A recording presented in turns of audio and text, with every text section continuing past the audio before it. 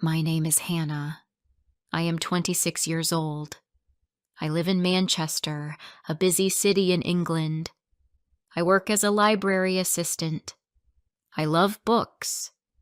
I love quiet places. Every day I help people find stories. I put books back on the shelf. I fix old pages with tape. I like my job. It is calm, and I feel safe there. I do not have a big family. I live alone in a small flat. I have one best friend. Her name is Zoe. We met in college. We became friends right away. Zoe is fun and loud. I am quiet and shy. But we understand each other. For 7 years, we were always together. We went shopping. We watched sad movies. We laughed until we cried. She was more than a friend. She was like my sister. I trusted her with everything. One Saturday, Zoe and I went to a local charity event. It was in a park near the university. There were food stalls, music, and people helping the poor. We signed up to give out warm clothes. It was cold that day. While we were folding jackets, a man walked over to our table. He said he wanted to help too. His name was Daniel. He had soft brown eyes and dark hair. He smiled a lot. He was polite. His voice was warm. I felt something in my chest when I looked at him. We talked about music and books. I was nervous, but he made me feel safe. Zoe teased me after he left. "He likes you," she said with a big smile. I blushed. I didn't say anything, but in my heart, I hoped she was right. After that day, Daniel started texting me. He asked how my day was. He asked what I liked to read. We talked about movies, food, and dreams. I felt happy. Every message made me smile. One day, he came to the library.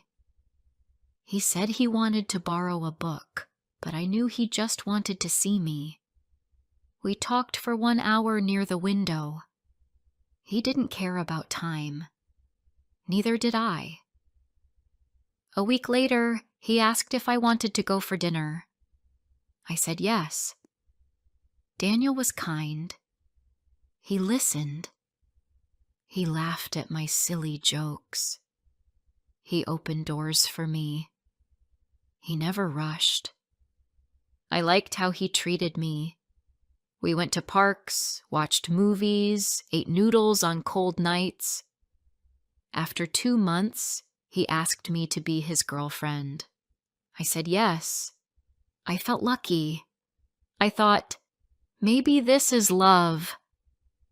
I told Zoe everything. I showed her his messages. I told her about our dates. She smiled and said, "I'm happy for you." I believed her. Why would I not? One day, I invited Zoe to meet Daniel. We went to a small cafe together. The 3 of us sat at a table near the window. We laughed, drank tea, and shared cake.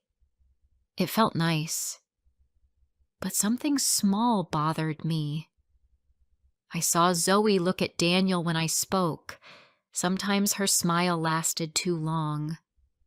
Sometimes she laughed too hard. But I told myself not to worry. She was my best friend. She was just being friendly.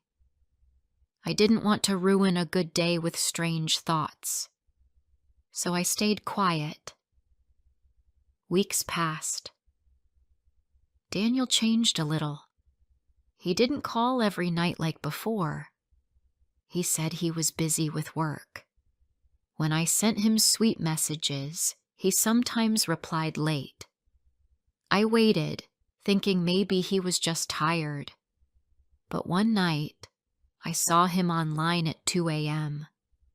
I had sent a message hours before. He hadn't answered. My heart felt cold. I tried to sleep, but I couldn't. Something was not right. I could feel it, but I didn't want to believe it. The next weekend, Daniel left his phone on my kitchen table while he took a shower. I wasn't trying to snoop.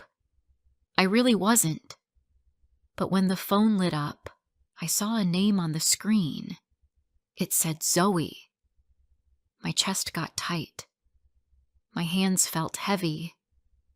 I told myself not to look, but I did. The message said, "Last night was perfect. I miss you already." My fingers began to shake. My heart beat fast and hard. I could not think. I could not move. I felt like the air left my body. Daniel came back into the room. I held the phone out and asked, "Why is Zoe saying this?" His smile disappeared. His eyes looked small. He took the phone and didn't answer. I asked again, "What is this, Daniel?" He said, "It's not what you think." But he didn't explain. He just stood there. I felt sick. I asked again, louder this time. He said, "She was upset that night. I was just talking to her. That's all." But the message said something else. I didn't believe him. He left soon after.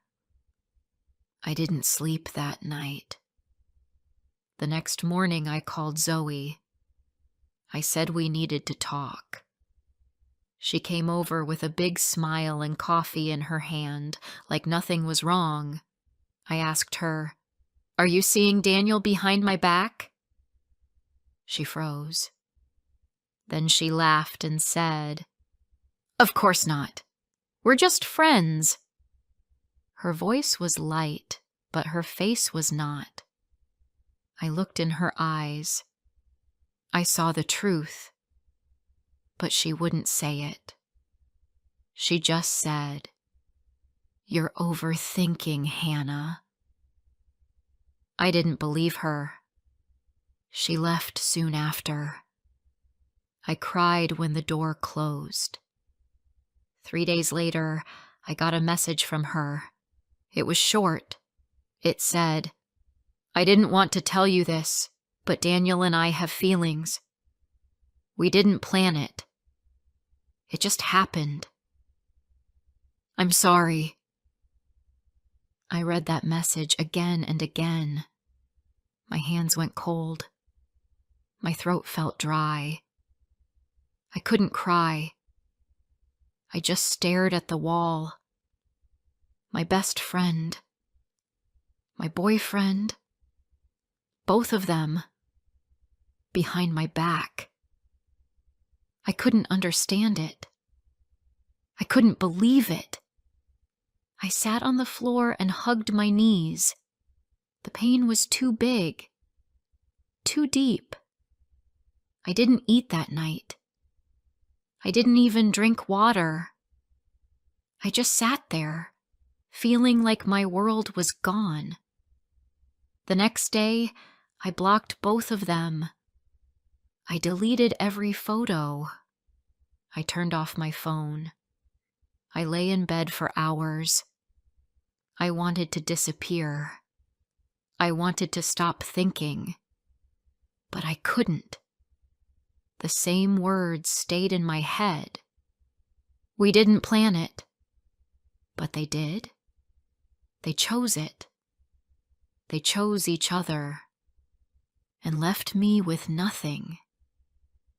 Before I share the rest of my story, I need to know, where are you listening from? Knowing someone hears me, understands me, gives me strength. The days after that message felt like a storm inside my body. I could not eat. I could not sleep. I stayed in bed with the curtains closed. The light hurt my eyes. The silence in my flat was too loud. I wanted to scream, but no sound came out. My chest felt heavy, like I was carrying a stone inside. Every time I thought of Zoe, I felt angry. Every time I thought of Daniel, I felt broken. I asked myself again and again, why did they do this to me? I had done nothing wrong. I loved them both. I trusted them. I gave them my heart, and they threw it away like it meant nothing. After 3 days, my boss called. She was kind. She said, "Take your time, Hannah. Come back when you feel ready." I said thank you, but my voice was low. I felt like I didn't belong anywhere. Even my flat felt strange. The chair where Daniel once sat, the cups we drank from, the small plant Zoe gave me last winter. It all hurt now.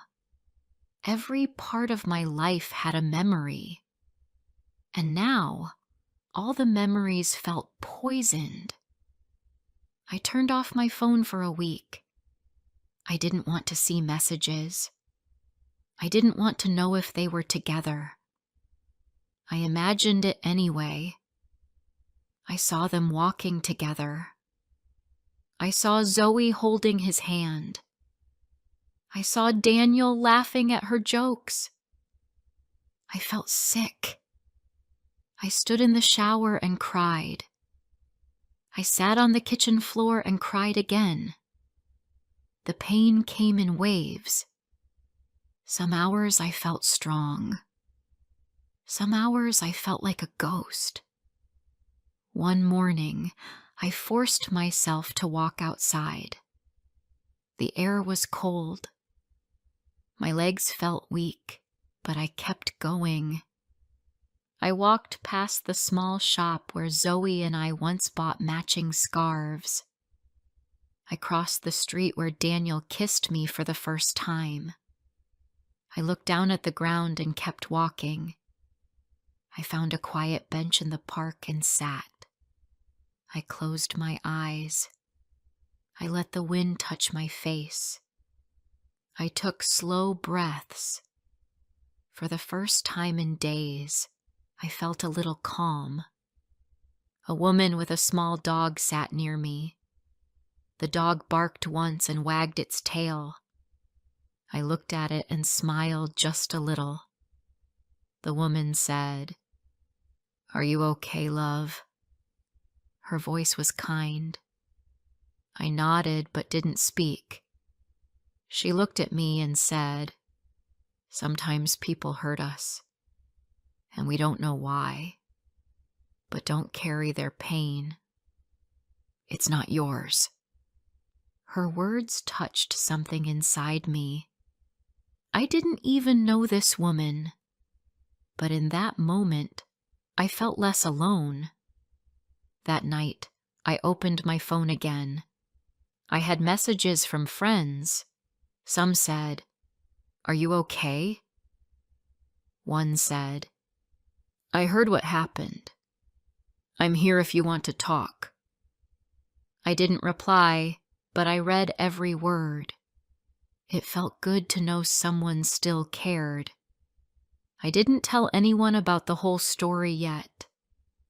I didn't want to sound weak, but inside, I knew I needed help. I needed to speak. The next day, I called my old friend Layla. We had not talked much in the last year, but she was always kind. I said, Can we meet? She said yes right away. We met at a small tea shop near the old train station. She gave me a big hug and said, "Tell me everything." So I did. I told her about Daniel. I told her about Zoe. I told her how I found the message, how I cried for days, how I felt like I lost my whole world. Layla listened. She didn't stop me. She didn't say move on or forget them. She just said, "You didn't deserve that, Hannah, but I'm proud of you for standing up. You blocked them. That's strong." I felt something warm in my chest. I had felt weak all week. But maybe she was right. Maybe it was strong to walk away, even when it hurt. After that, I started doing small things. I cleaned my flat. I washed my sheets. I threw away the mug Daniel once used. I packed up the books Zoe gave me and left them outside for someone to take. I needed space. I needed air.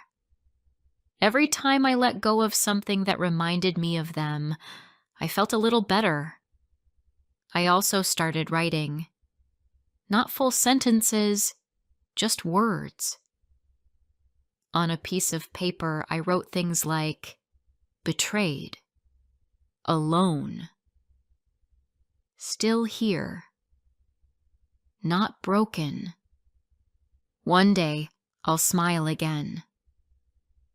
I didn't show anyone, but it helped me understand my own heart. I read the words out loud. My voice was shaky, but it felt real. One evening, I saw Daniel's photo on social media. I didn't click it, but I saw Zoe liked it. That was all I needed to see. I closed the app and deleted it again. I sat on my bed and took a deep breath. They made their choice, I whispered, and I will make mine. I made a new rule. No more thinking about the past after 9 p.m. No more checking old photos. No more wondering if they missed me. I turned on soft music before bed. I lit a candle. I started reading again, something I hadn't done since the breakup. I picked a romance book, even though I didn't believe in love at the moment. But the story felt safe. It reminded me that not all endings are sad. Some nights were still hard. I still cried sometimes, but the pain didn't control me like before. I began walking every morning before work. I started drinking more water. I even said yes when Layla invited me to a painting class. I didn't know how to paint, but I liked the feeling of trying something new. It made me feel alive.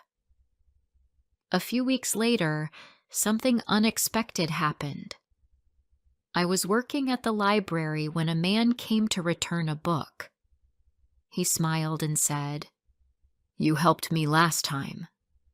I found the perfect novel." His name was Aiden. He was gentle, with quiet eyes and a calm voice. I smiled back and said, "I'm glad you liked it." We talked for a few minutes. Then he left. I stood there, thinking about how easy that small talk felt. I didn't feel scared. I didn't feel angry. I didn't feel sad. I just felt okay. And that was new. That was good. I wasn't ready to fall in love again. Not yet. Maybe not for a long time, but I was ready to heal. I was ready to live again, without fear, without pain. A few months passed. The pain did not leave all at once, but it changed. It became smaller. It did not sit on my chest like a rock every morning. Some days were still hard. I woke up and thought about them, but I did not cry every night anymore. I could smile again. I could laugh again. The world was no longer dark. It had color again. I still worked at the library. I liked the quiet. I liked the books. I liked helping people. But now, I also helped myself. I started to take care of my heart. I drank more water. I ate good food. I walked every morning. I did not look at their photos anymore. I did not check their social media. I did not want to know what they were doing. I wanted peace. One morning, Aiden came back to the library. He was kind as always. He smiled and returned a book. He asked me if I had more to recommend. I gave him 2. One was a novel about second chances. He looked at it and said, "This feels right." I smiled and said, "I think you'll like it." Before he left, he asked, "Would you like to have coffee with me sometime?" My heart beat fast, but not with fear. I said, "Okay, I'd like that." We met on a rainy Thursday. The cafe was quiet. The lights were soft. We sat near the window and drank tea. He asked me about my favorite authors. I told him I liked stories that made me cry. He said, "Me too. I like books that touch the heart." We talked about food, family, and silly things. We did not talk about love. We did not talk about the past. And that was fine. We were not ready for deep things. We just wanted to feel calm. After the tea, we walked through the park. It was the same park where I once sat alone. But this time, I was not crying. I was smiling. The rain had stopped. The wind was soft. I looked at Aiden and thought, "This is nice. I feel safe." We met again 2 weeks later. He brought me a book. It was about travel. He said, "You should see new places one day." I laughed. I said, "Maybe I will." We walked through the city. We bought warm pastries and sat on the steps of the museum.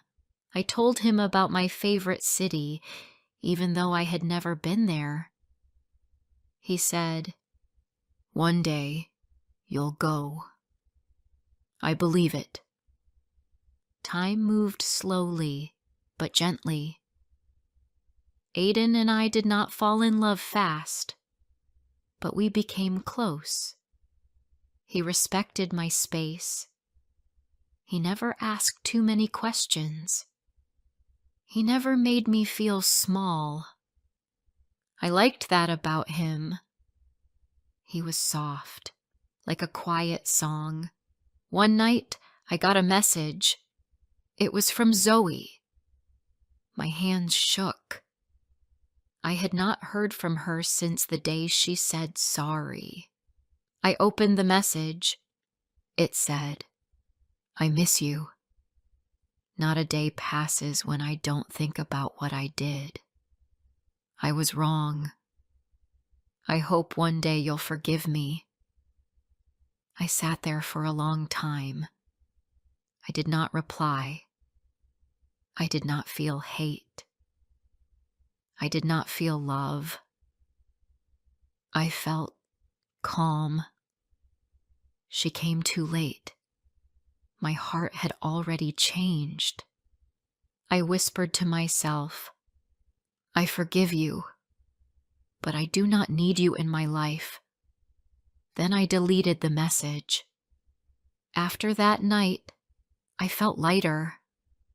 It was like a door had closed, and I did not want to open it again. I talked to Layla the next day. She said, I'm proud of you. You didn't stay in pain. You walked through it.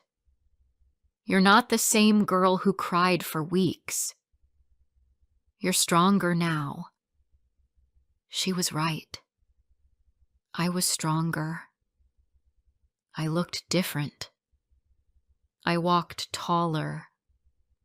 My eyes were not full of fear anymore. I smiled more. I spoke with more care. I said yes to small things. A cup of tea with someone new. A short trip to the countryside. A dance class, even if I couldn't dance well. Life was coming back. One afternoon, I saw Daniel at the train station. He stood with a bag in his hand. I stopped walking for a moment. He looked the same, but I didn't feel the same. My heart didn't break. My eyes didn't fill with tears. I felt nothing. I turned and walked away. I did not look back. Aiden and I met again that weekend. We went to a small book event. He gave me a flower. It was simple, just a daisy, but it made me smile. He said, "This is for the girl who found her way back." I held the flower close. I said, "Thank you. That means a lot." Later that night, I sat by my window. I looked at the city lights. I thought about the past, about the lies, about the hurt, but I also thought about healing, about growth, about second chances. I opened my old notebook. I turned to the first page. It said, "Betrayed. Lone." Still here. I took my pen and wrote under those words, but never again. And finally, free. I closed the book and smiled. My story was not perfect. It was full of pain, but it was also full of truth. I had lost love. I had lost friendship. But I found something better. I found myself. Now, I know how to be alone and not feel lonely. Now, I know how to trust slowly. Now, I know what I deserve. I know that love is not loud. It is quiet. It is kind. It is honest. And when it comes, it does not break you. It builds you. If this story touched your heart, don't forget to like, comment, and share.